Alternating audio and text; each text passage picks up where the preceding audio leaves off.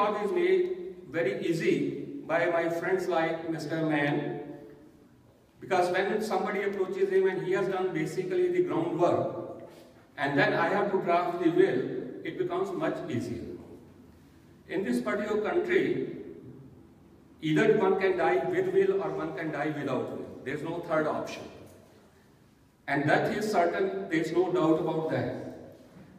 But unfortunately, we do not do any planning because we do not foresee those circumstances. So what happens if there is no will? First of all, whether there is a will or there is no will, either case you have to go to probate court when somebody dies here. I normally say that when somebody dies, not only that your pandit, your priest or your Bhai from Gurudwara is important to do last ceremonies, but at the same time, and presence of attorney is also very important. Because whether you die with will or without will, in either case you have to go to the probate court. The probate word has come from the word, it's a Latin word which means prove your estate. The decedent, the person who has died, you have to prove that what that person has genuinely left, whether they are assets or whether they are liabilities.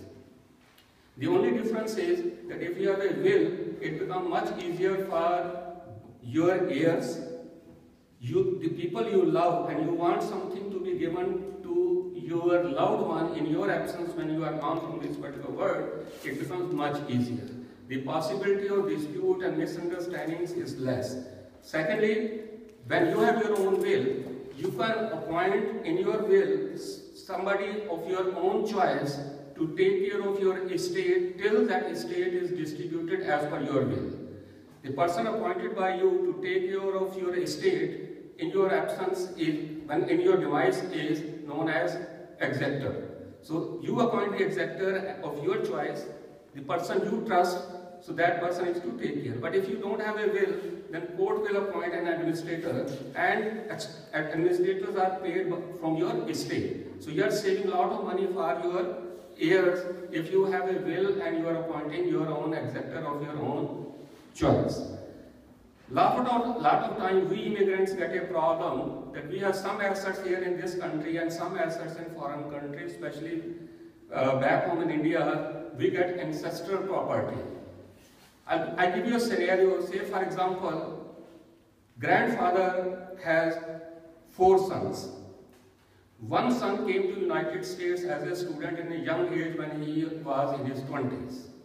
In India, we still believe in joint property concept, joint family concept.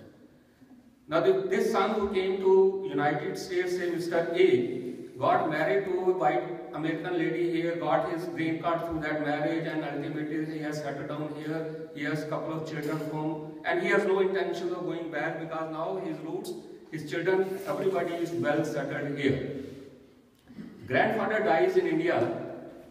He had bought a house before partition for 20 rupees, and it's again on Marine Drive or some very expensive area in Delhi, and the value of that property has gone to 200 crores. In the joint family concept, how much share this son who is based here in United States, he got 50 crores on his name, but he has never got that money in his pocket. The money is on his name. He has a financial interest in that property, but he has not received even a single penny, and possibility is that he is not going to receive any money out of that because his children are not going to go there. They don't care for their grandfather's property in India or not.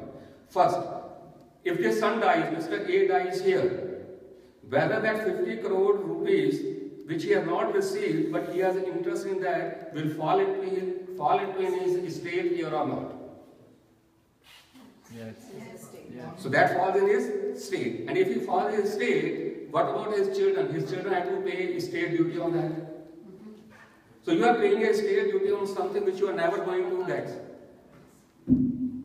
Paradox. So when you get your will drafted, make sure that these kind of concerns are taken care of. So option for son is that if he knows that he is never going to go back to India and he is never going to claim 1/4 share from his other brothers. One option for him is it's better for him to denounce that property, denounce that share, so that it doesn't fall into his estate. The other option for him is that he should create a trust, living trust for his children, so that when he dies, the property falls into living trust, and as my friend Mr. Mann just now mentioned, the trust is non-probate asset.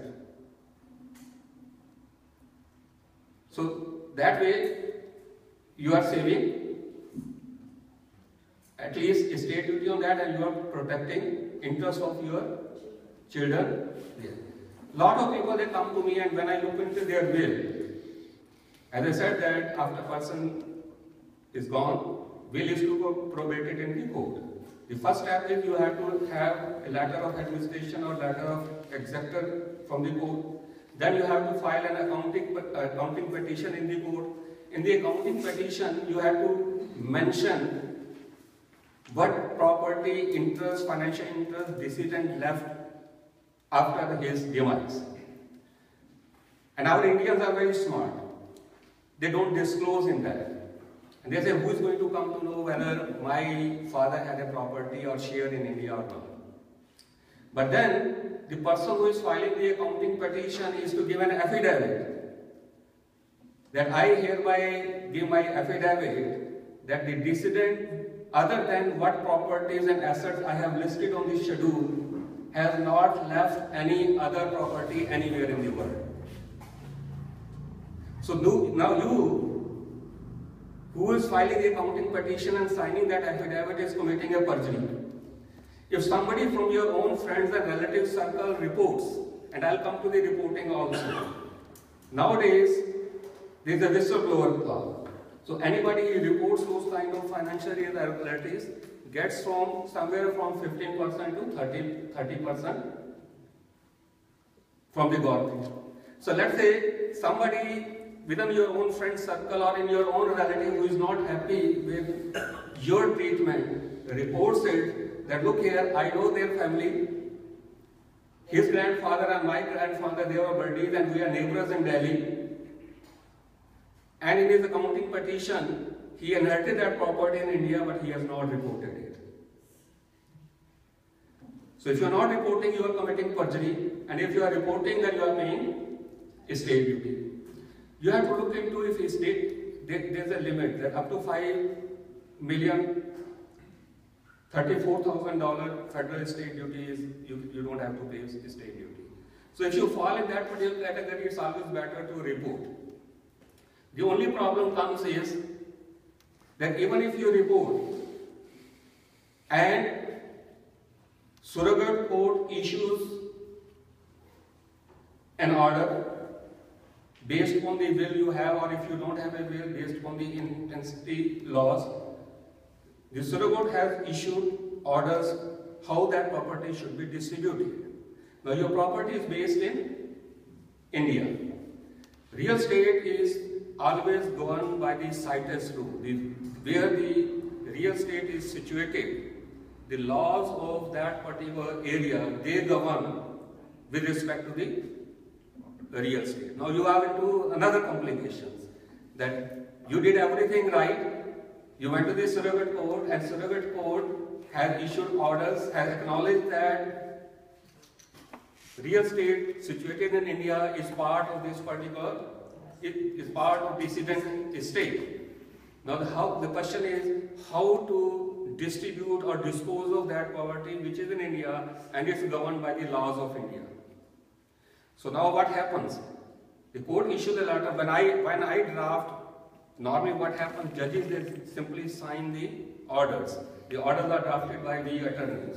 So when I draft the order, I mention in that property situated in Long Island is XYZ, next property is situated in Delhi, and then I write that though this property is situated in Delhi is part of decedent estate, but since this property is situated in India, this court does not have jurisdiction with respect to the disposition of this property. So this is to be made part of the judge's order. and then what we do, we file an ancillary proceedings in the foreign jurisdiction based on the order judgment we have got from the court.